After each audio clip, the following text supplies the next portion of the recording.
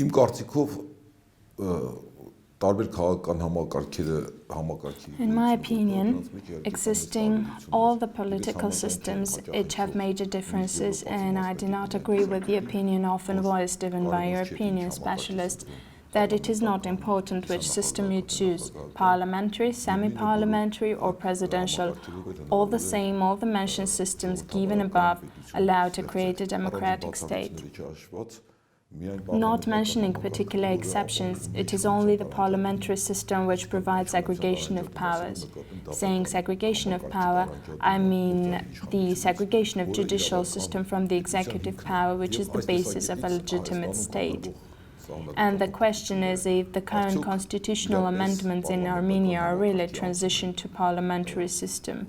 That is the main issue. Because if we take, it can be called parliamentary, that is declared parliamentary, but in the reality have such gaps that I don't even know how to call it. However, not traditional parliamentary, or maybe it can be called pseudo-parliamentary. I'm not sure if such a term exists at all, but I'll use it. The example I will bring is the Soviet Union, how it was called Supreme Council, socialistic, that is originated from councils, that is the Soviet Union was declared a parliamentary state, but in reality there was the 6th article, which changed everything and made it into a pseudo-parliamentary state because the Communistic Party had the leading role, and in reality the Communistic Party ruled and not the Supreme Court. We all can recall the Politburo. So in case of Armenian government, are they trying to pass the constitutional amendments because they really want to pass the democratic government system and segregate the judicial system from the executive power? I cannot recall a case when any power, especially authoritarian power, free-willingly reduced its powers and segregated authority. And suddenly we find something like this initiated in Armenia.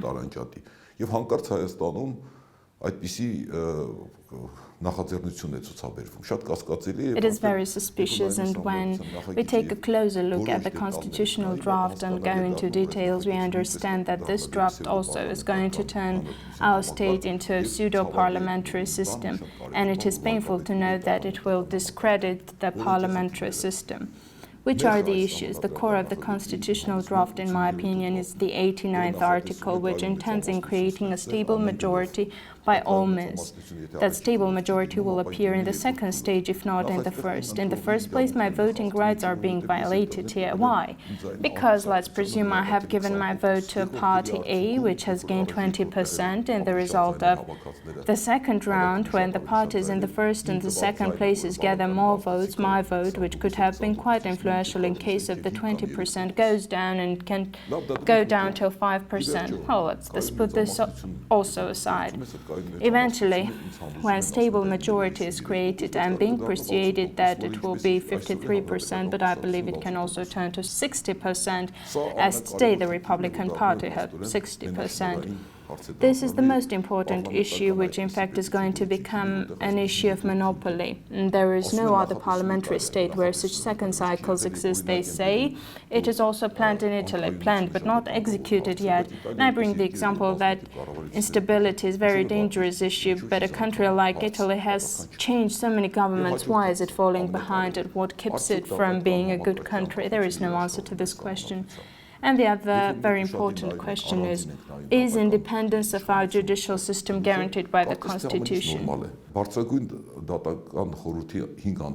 When we take a closer look, study the chapter on judicial authority, at first sight everything seems all right. The 5 members of the Supreme Judicial Council are chosen by the qualified majority of members of the National Assembly. Let me repeat, not by the absolute number, but the qualified majority. The same way the qualified majority of the National Assembly, based on the submissions from the Supreme Council, choose the numbers of the Court of Appeal. Saying qualified majority, it is suggested 3/5 part, and if we turn it into percentage, it is 60%.